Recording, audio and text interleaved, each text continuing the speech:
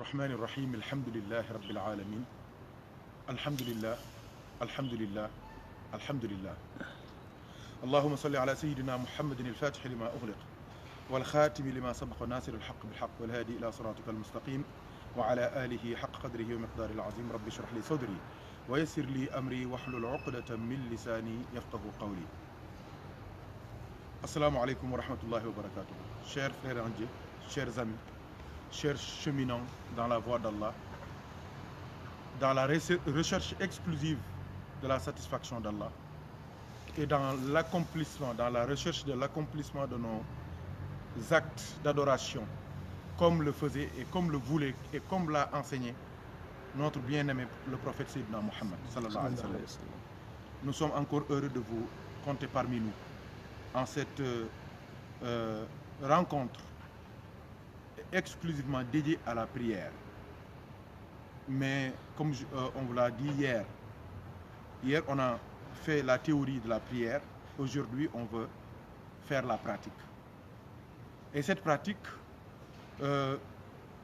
revêt d'une importance capitale, car elle nous permet de déceler en réalité les erreurs malencontreusement faites lors de nos prières.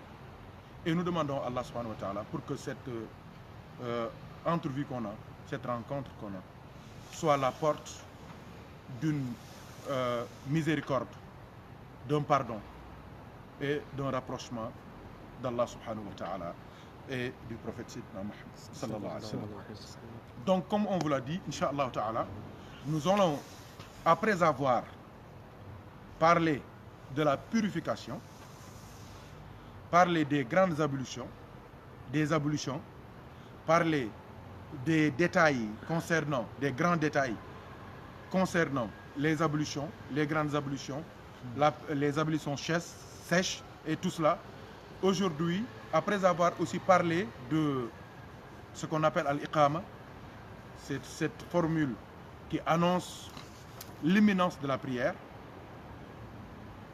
Aujourd'hui, Inch'Allah, nous allons parler de la prière en tant que telle, en commençant par ce qu'on appelle Takbiratul Ihram, jusqu'au salut final, et les détails qui sont très importants et, masha'Allah, que souvent les frères, par négligence, par méconnaissance, par paresse, auxquels les frères ne tiennent pas beaucoup attention. Donc, Inch'Allah ta'ala, on va commencer, Inch'Allah, par la Takbiratul Ihram. Concernant la Takbiratul Ihram, il faut dire que, avant de commencer, c'est ça même que je vais dire. Et c'est ça qui est important. Pourquoi? Parce que le prophète Sayyidina Muhammad, il n'est pas le prophète des Arabes. Il n'est pas le prophète des Asiatiques. Il n'est pas le prophète des Africains. Il n'est pas le prophète des Européens. Il n'est pas le prophète des Banyamulenge. Il n'est pas le prophète des Hutus, des Tutsis, ou bien des Peuls, ou bien des Wolof, ou bien des Saloum.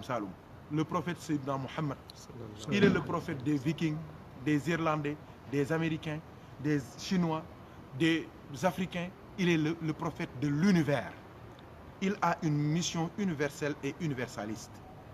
C'est pour cela que, pour une même question, le prophète donne 5 réponses ou 10 réponses ou 1000 réponses pour que toute l'humanité puisse se retrouver dans cette multiplicité de réponses qui ressemble aux yeux de certains à une contradiction et qui ne l'est pas du tout.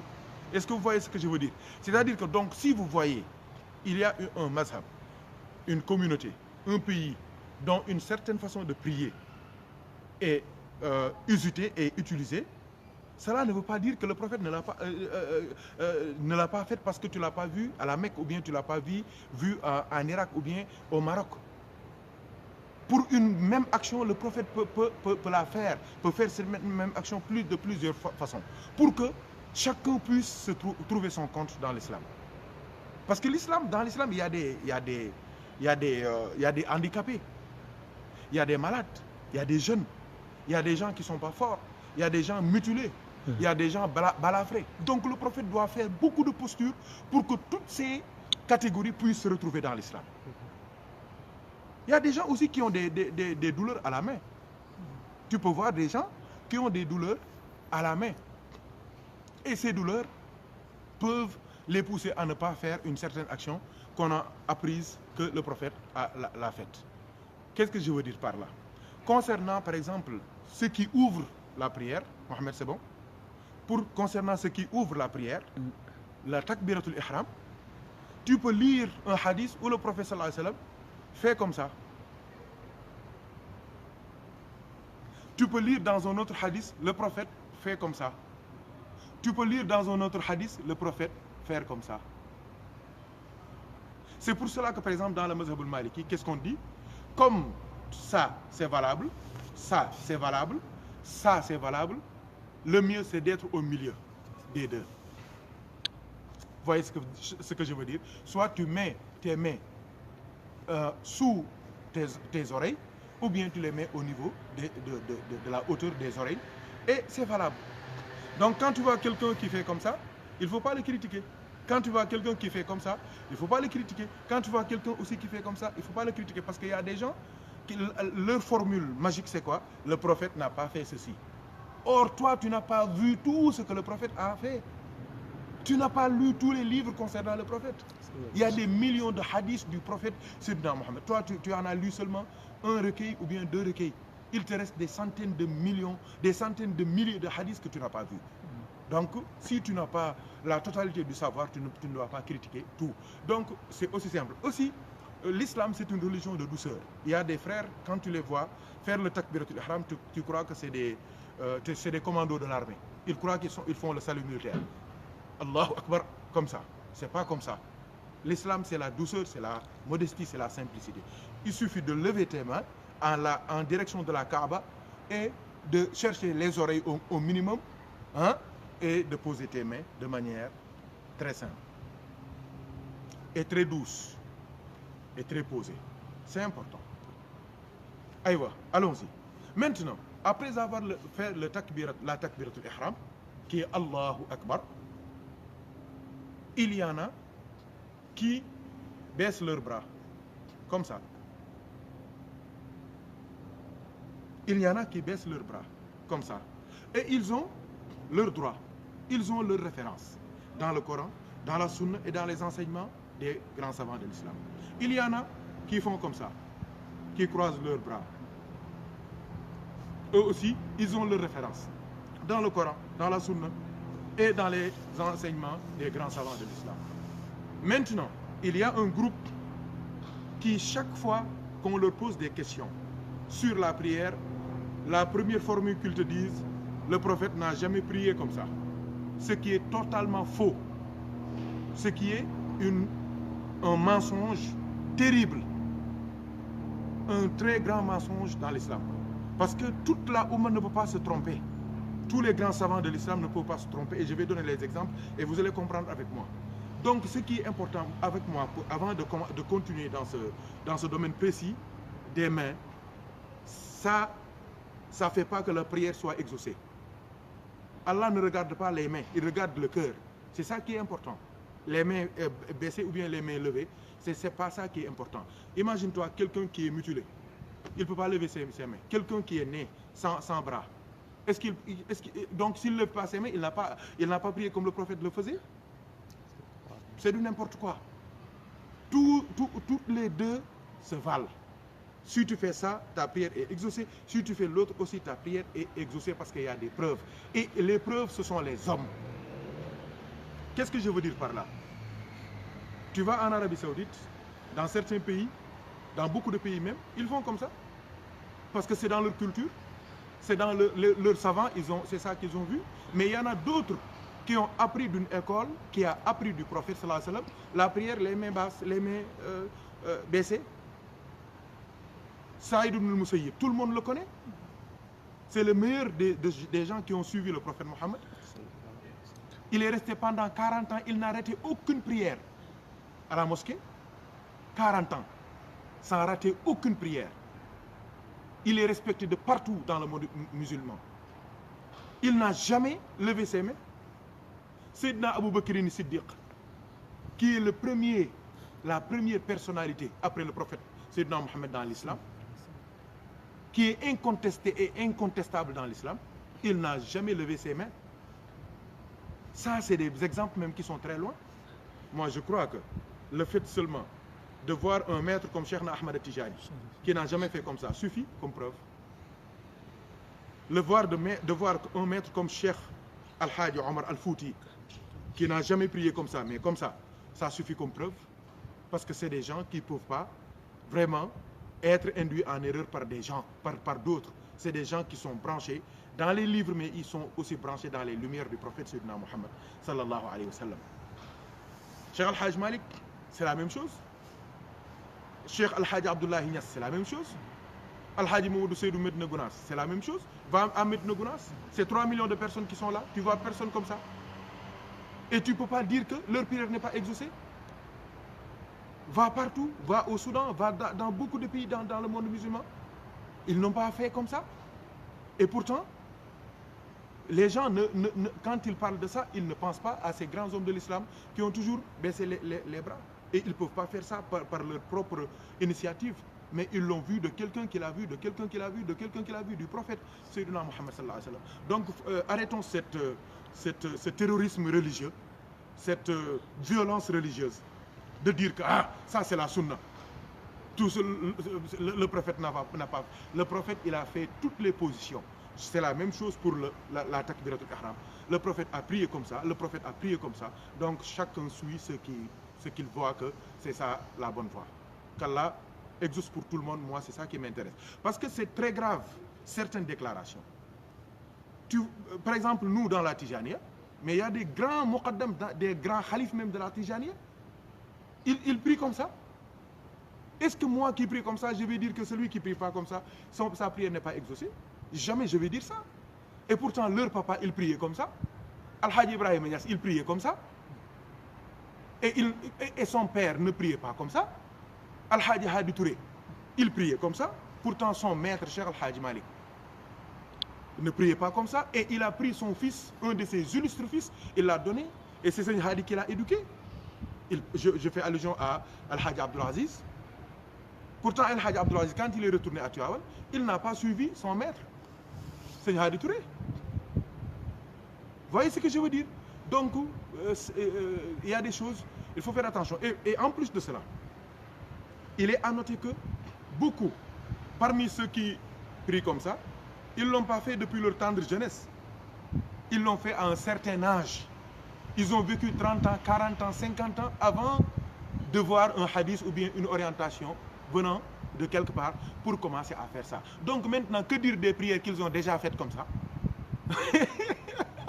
Hein? Que dire de leurs prières qu'ils ont faites comme ça?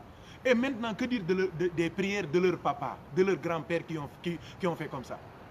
Qu'ils ont fait comme ça? Que dire des prières de leur maître Cheikh Al-Hajj Omar, de leur maître Cheikh Ahmed Tijani? Que dire de la prière de Abou Bakr Siddiq?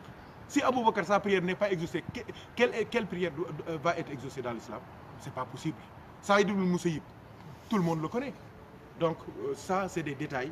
Et il y a une violence terrible dans certaines vidéos, dans certaines conférences. On peut voir des gens qui prennent des centaines d'heures pour seulement justifier que celui qui ne prie pas comme ça, il n'a pas prié comme priait le prophète Muhammad sallallahu alayhi wa sallam. Et le musulman, quand il meurt, mais il n'est pas comme ça.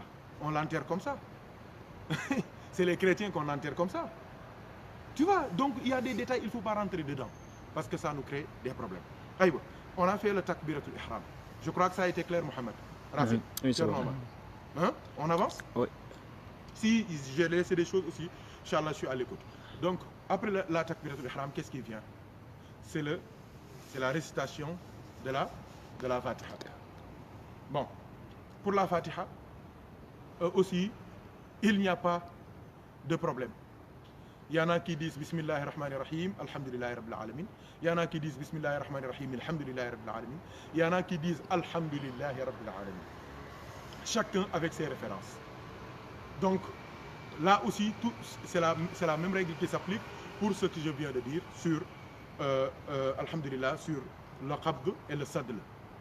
Donc, bien qu'on puisse s'étaler dedans pour donner des preuves, des références et tout, mais ce n'est pas l'objet de notre rencontre aujourd'hui. Donc, pour la Fatiha, qu'est-ce qui est important? C'est de la réciter comme le faisait le prophète Sayyidina Mohammed.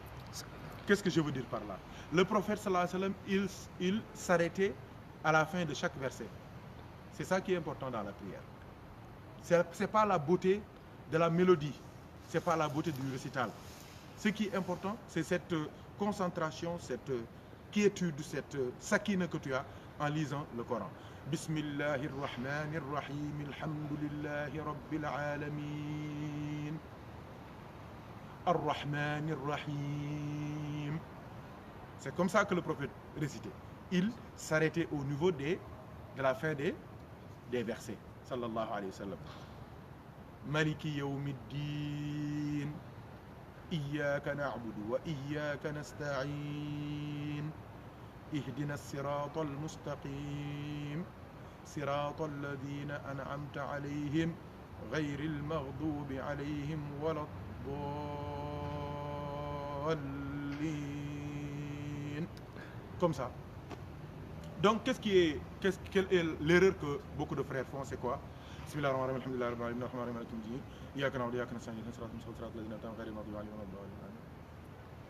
Tu sens rien parce que tu l'as pas bien récité. Il faut la réciter avec amour, avec modestie, avec khushu', avec khudu', avec tazallul. C'est ça, avec quelqu'un qui t'entend, il sent que celui-là, il est devant son Seigneur, qu'il craint, qu'il aime, dont il cherche la satisfaction. Qu'Allah nous aide et nous assiste. Donc, c'est ça qui est important. Pour le Amin aussi, il faut faire attention. Souvent, il y a des gens, ils crient dans les mosquées pour dire Amin. On peut dire Amin sans déranger personne. Mais l'imam dit Wala dhalin, vous criez même plus fort que l'imam. Vraiment, c'est pas recommandé. La mosquée peut vibrer par le Amin. Mais Amin, c'est quoi? Allah exauce pour nous.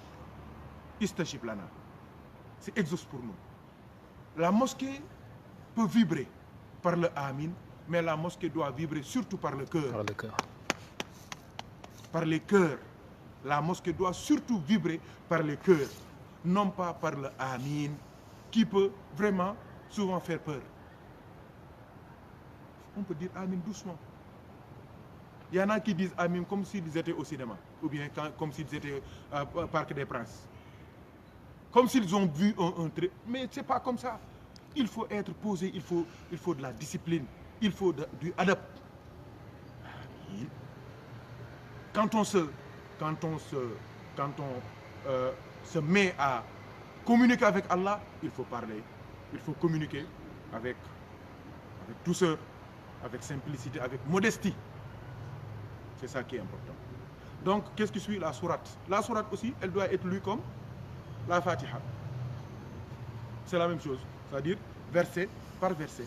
Respecter les ponctuations, respecter les arrêts, respecter maintenant. Après avoir récité la Fatiha, réciter la sourate, on s'incline. On fait la génuflexion, le ruku'. Pour le ruku' aussi, il y a beaucoup d'erreurs.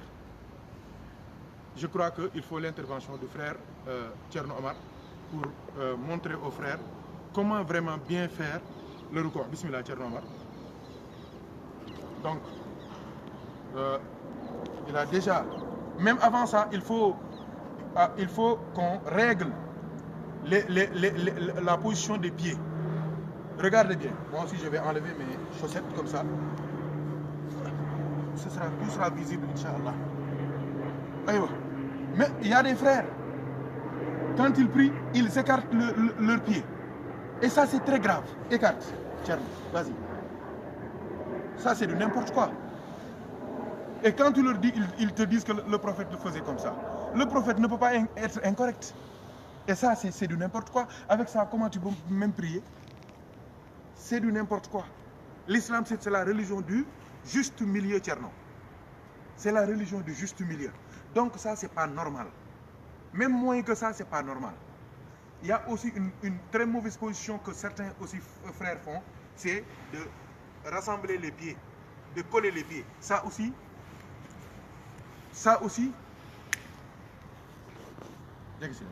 Ça aussi, c'est pas normal. Un garçon ne doit pas prier comme ça. C'est les filles c'est à elles qu'on recommande de prier comme ça. Et il y a des explications pour cela. Donc, l'islam, c'est la religion du juste milieu. Quand on te dit de prier, d'être debout, qu'est-ce qu'on te demande? On te demande d'ouvrir tes pieds, hein, comme ça, hein, les grandes orteils, c'est ça, non, Tierno, hein, ouais, doivent être vers la Qibla. Ça, c'est très important. Il y en a qui font comme ça, hein, il y en a qui font comme ça, hein, ou bien comme ça. C'est pas bon. Hein. Donc, les pieds doivent être vers la Qibla. Et quelle est la distance normale concernant l'ouverture, l'écartement des pieds? C'est la corpulence. Mohamed, vous voyez? C'est la corpulence. Donc, c'est ça seulement. C'est ton envergure qu'on doit retrouver ici. Pas autre chose. Donc là, c'est normal. Là, c'est normal. Mais quand on fait comme ça, c'est pas bon. Quand on fait ça aussi, écarte encore, écarte encore, écarte encore. Même Tierno est fatigué, tu vois, ça c'est pas normal, c'est du n'importe quoi. Et on voit ça dans les mosquées. Ça c'est très grave. Aïe, bismillah. Donc, les pieds doivent être vers la Qibla. Le cœur est vers la Qibla, le corps vers la Qibla, mais les pieds aussi doivent être vers la Qibla. C'est très, très, très important. Donc maintenant, quand on fait la génuflexion, le rukoua, bismillah Tierno, vas-y. Maintenant, on va commencer par les erreurs avant de donner la bonne position. Il y en a qui font comme ça. Ça, c'est du n'importe quoi. C'est du n'importe quoi. Quelqu'un qui est malade, un sportif, un handicapé, on peut le comprendre, Tierno. Mais quelqu'un qui est bien portant, un jeune, il ne doit pas prier comme ça. Parce qu'on dit que celui qui fait la génuflexion, on doit poser quelque chose comme une bassine d'eau et que ça ne bouge pas ici. Mais vous voyez que si je pose quelque chose ici, ça tombe, ça glisse, c'est automatique. Donc là, ce n'est pas une bonne position.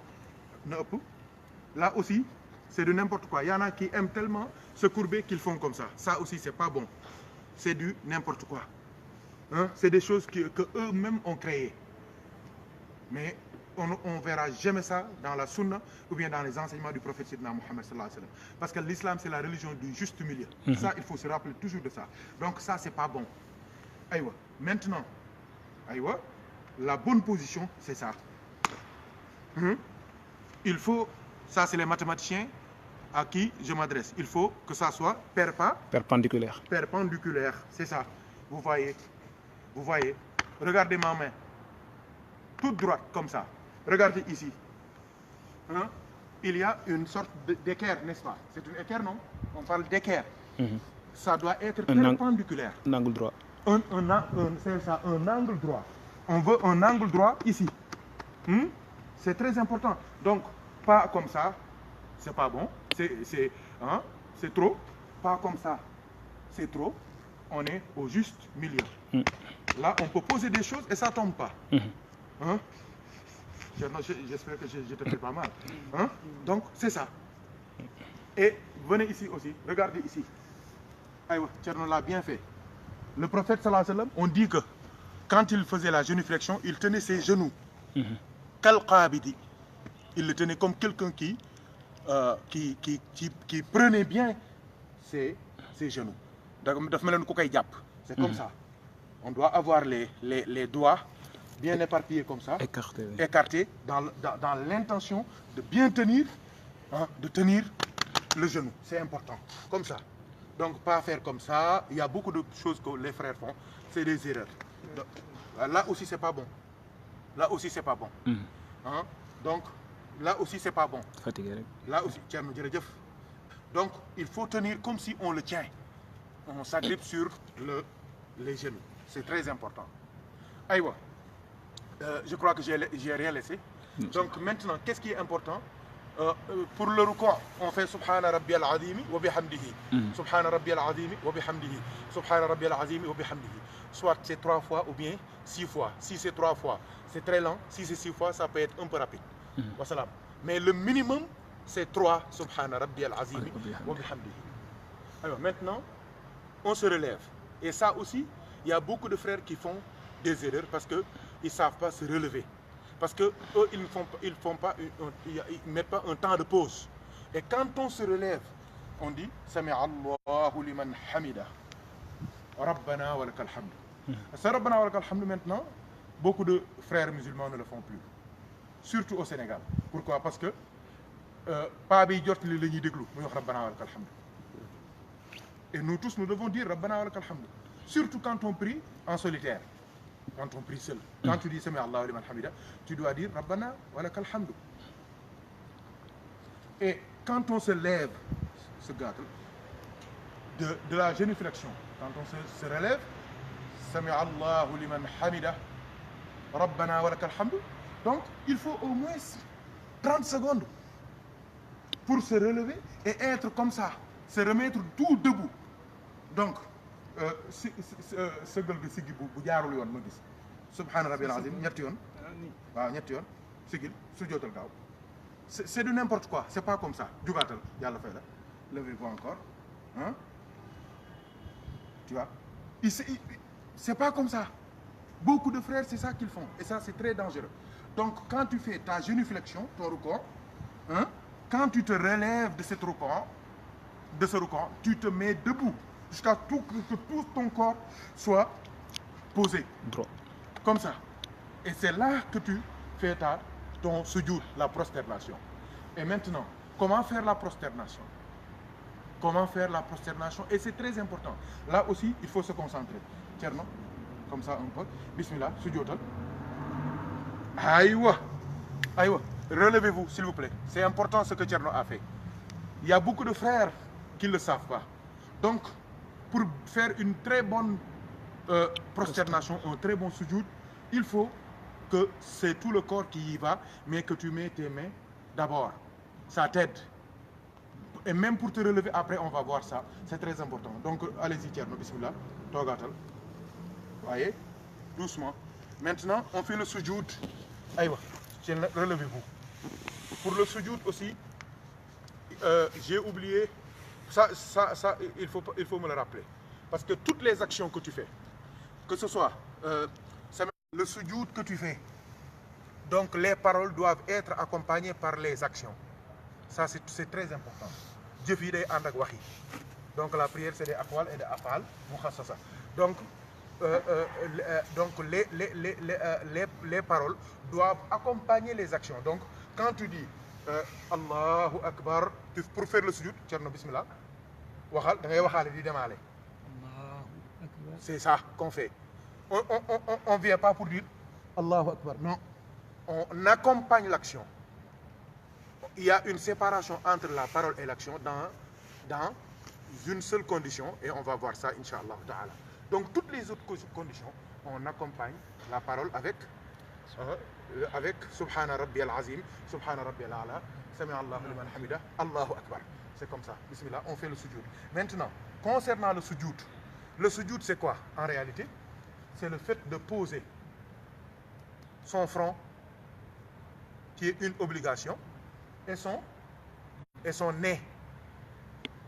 Beaucoup de frères font le sujoud seulement ici. C'est pas bon. Le sujoud, c'est le front et le nez. Le sujoud, c'est le front et le nez. Quand tu fais ici, tu as fait une obligation, et ça, c'est une sunna. Et c'est très important. Le vrai sujoud, c'est le front et le nez. Bismillah, Tchernomar.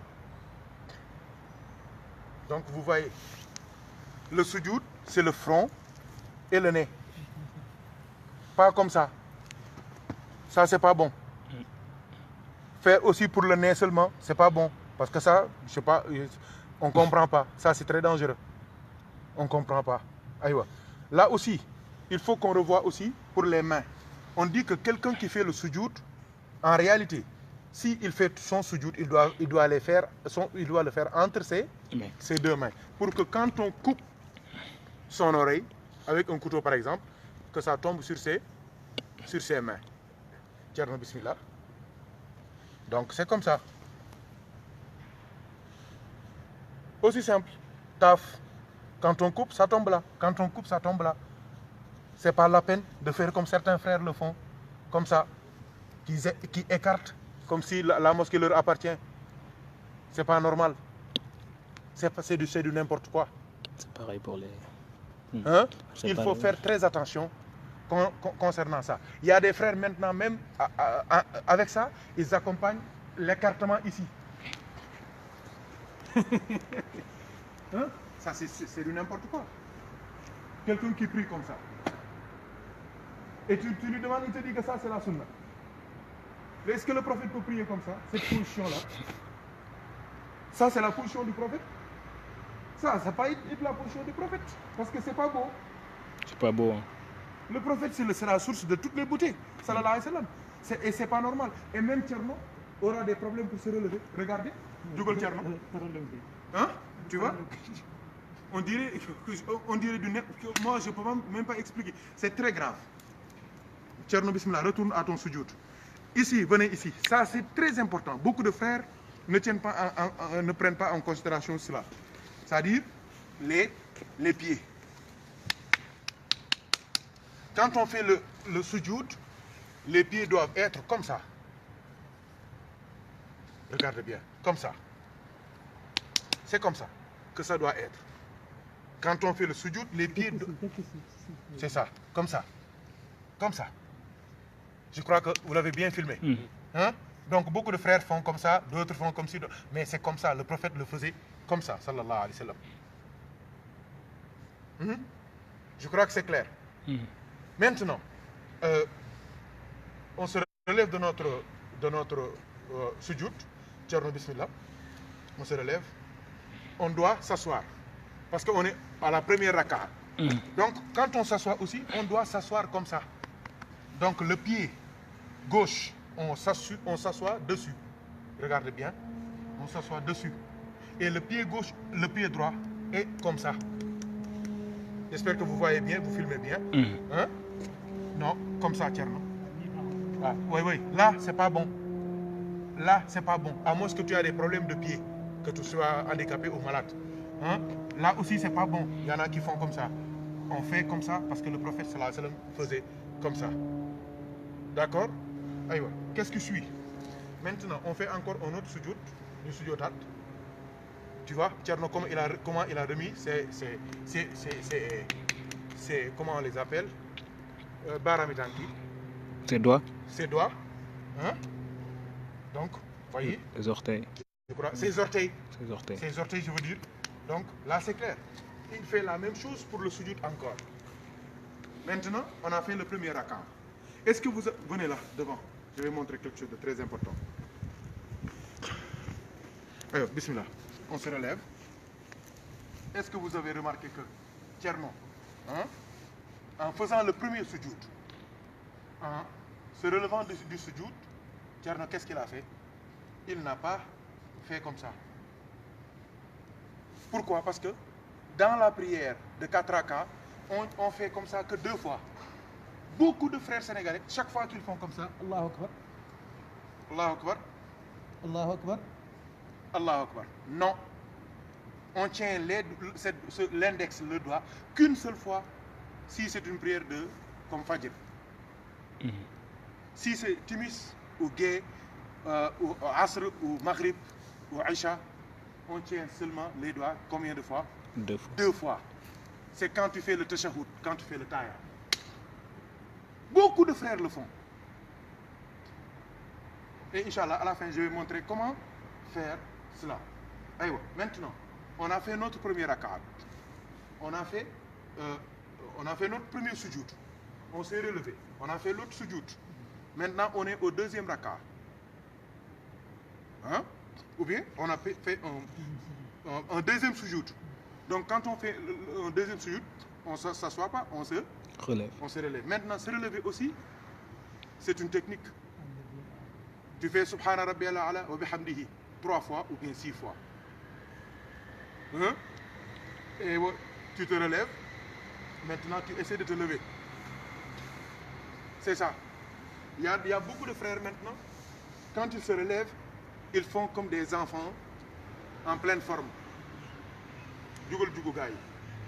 Les bi ñuy jog ni lañuy def. Non lañuy def sax. Ni, OK. Ça c'est pas possible. C'est du n'importe quoi. Je vous le dis tout de suite.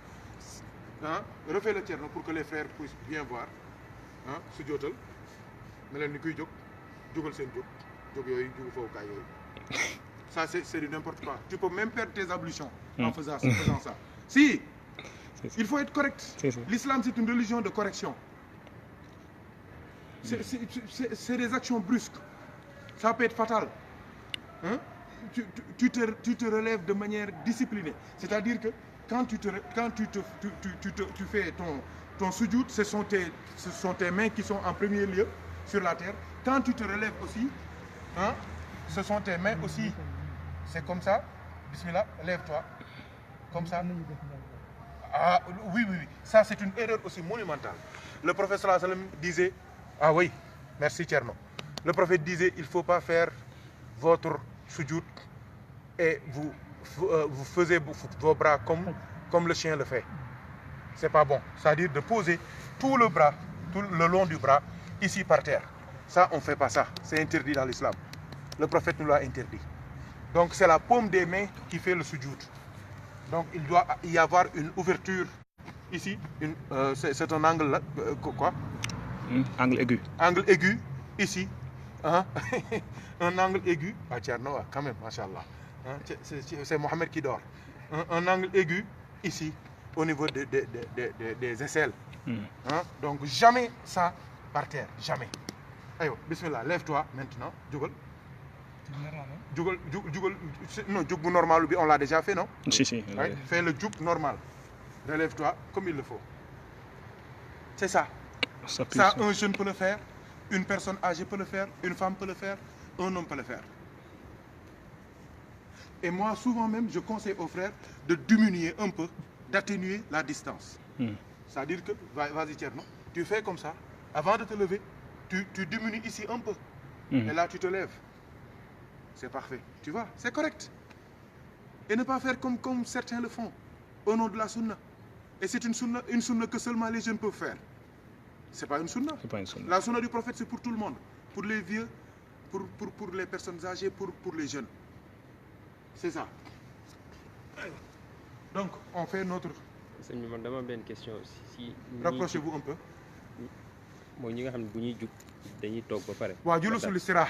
C'est ça. Je voulais en parler, mais bon. Ça aussi, quand tu leur demandes, au début, ils te disaient que c'est pour te reposer un peu, pour rassembler tes os.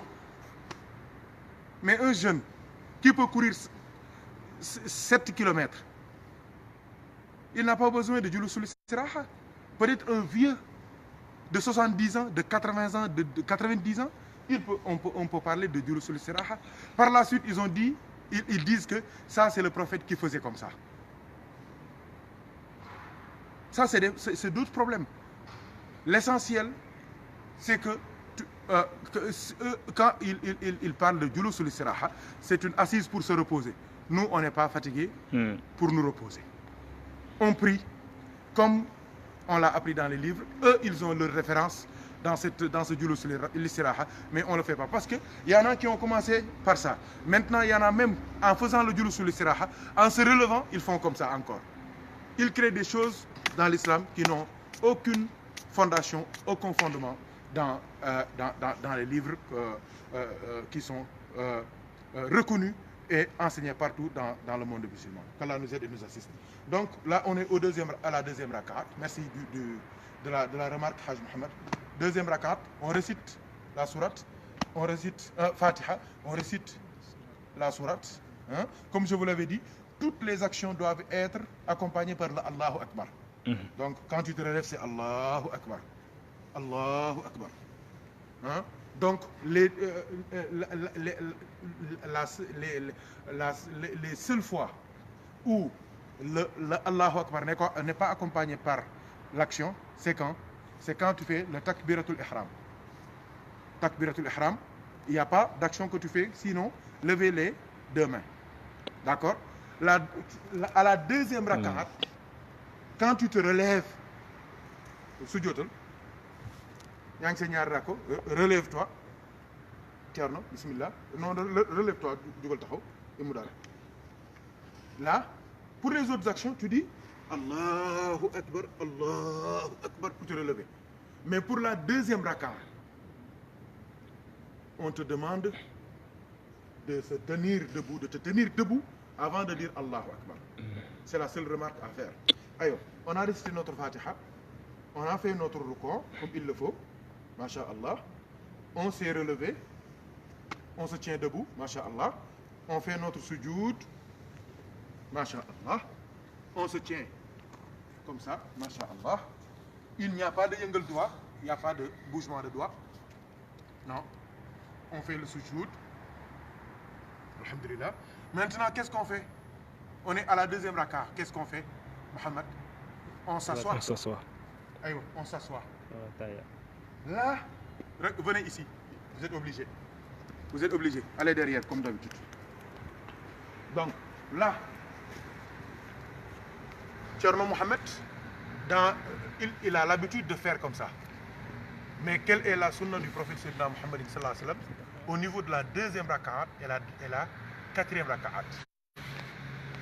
S'il s'agit du Maghrib, au niveau du deuxième, de la deuxième et de la troisième.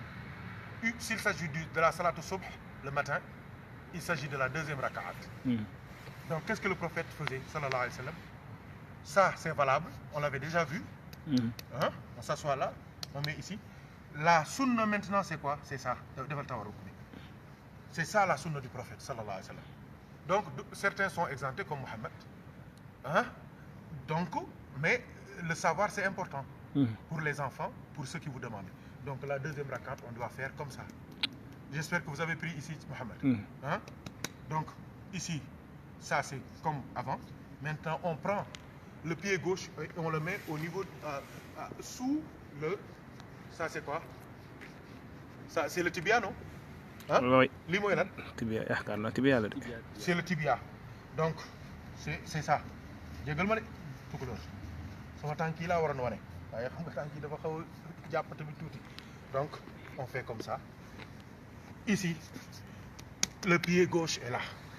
Ça, c'est la sunna du prophète, sallallahu alayhi wa sallam. J'espère que vous avez vu. Ça, li ban angle sax la war a doon. Ah, ban. Ah, mais c'est interposé, quoi. Ils sont perpendiculaires les deux. Superposés. Ah, mon gars. Donc, c'est ça. C'est ça la sunna du prophète, sallallahu alayhi wa sallam. Donc, en principe, si on prie 2 rak'at, on peut prier 4 rak'at. Je crois que c'est clair. Maintenant, pour le tashahhud, venez, chers frères. C'est la deuxième rak'at. On doit faire comme ça. C'est ça. Mais on fait le tashahhud. Donc pour le tashahhud, on est obligé de tenir les doigts comme ça. Regardez bien. On tend les doigts comme ça. Regardez bien. On fait comme ça. On fait comme ça. On fait comme ça. Maintenant, on prend le majeur et on met ici. Donc, l'index est là. C'est comme ça qu'on doit le faire. On tient les 3 doigts comme ça et on met le majeur. C'est le pouce, non? Non, c'est le pouce. Les pouces là. Le pouce sur les 3 doigts. Et l'index maintenant sert de tashahhud, pour le tashahhud. Là, on peut faire comme ça, si vous voulez. On peut faire comme ça, si vous voulez. On peut aussi faire comme ça. Regardez. Comme ça. Ça aussi, c'est valable. On peut mettre le pouce sur le majeur. Hein? Comme ça. Ça aussi, c'est valable. Comme ça, c'est valable. Là aussi, quand on prie, on peut faire comme ça seulement, sans bouger l'index. On peut aussi le bouger un peu. Mais ne pas faire comme ça. Comme ça. Il y en a qui le font, hein? C'est dangereusement l'index. D'accord? Aïwa. On peut aussi faire comme ça. Comme ça. C'est comme des coups de marteau. C'est valable. Ça, c'est des coups de marteau sur Iblis. Ça, c'est pour l'éloigner. Ça, c'est témoigner l'unicité de Dieu. Donc, les 3 façons sont valables. Et ces positions aussi, on la fait que quand on fait le tashahhud, at-tahiyatu lillah, az-zakiyatu lillah. Donc dans toutes les autres positions assises, on ne doit pas faire ça. Hein? Attention chers frères, il y en a beaucoup qui le font et c'est une erreur monumentale. Aïwa, bismillah. Maintenant, on a fait nos 2 rak'at. Par exemple, supposons que c'est le fajr. Qu'est-ce qu'on doit faire? On doit terminer la prière. Hein? Donc, c'est la taslima. Assalamu alaikum wa rahmatullah wa barakatuh. Tu vas dans beaucoup de chefs religieux au Sénégal, ils se suffisent à assalamu alaikum. C'est pas la peine de se battre pour assalamu alaikum wa rahmatullah wa barakatuh. Parce que wa rahmatullah wa barakatuh se retrouve dans assalam. C'est pour cela qu'ils se suivent de assalamu alaikum. Parce que quelqu'un qui vient de rentrer dans l'islam, qui connaît même pas la Fatiha, et tu veux lui apprendre assalamu alaikum wa rahmatullahi wa barakatuhu wa maghfiratuhu wa ridwanuhu wa afafuhu wa jusqu'à quand? Et quand tu dis assalamu alaikum, tu as rassemblé la rahma, la maghfira, la ridwan, tout ce que Allah a comme bien, tu l'as rassemblé dans assalamu alaikum. C'est pour cela qu'on dit assalamu alaikum. Et on bouge du milieu de la poitrine vers l'épaule droite. On peut faire aussi la même chose du milieu de la poitrine vers l'épaule gauche. En saluant les anges d'ici et les anges d'ici. Une seule assalamu alaikum aussi peut suffire aux anges d'ici et aux anges d'ici. Aux musulmans de la gauche comme aux musulmans de la droite. Et la preuve c'est que quand on prie seul, il n'y a pas de musulman à qui tu dis assalamu alaikum. Vous voyez ce que je veux dire? Donc l'essentiel, c'est une intention qu'on a de paix pour la communauté musulmane partout dans le monde, que ce soit les vivants comme les morts. Léegi lu ci des.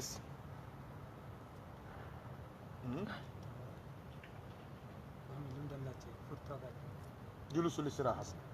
Ouais. Donc ça, je l'ai expliqué. J'ai dit que ce julusul istiraha, on l'appelle l'assise pour se reposer. Donc il y en a qui disent que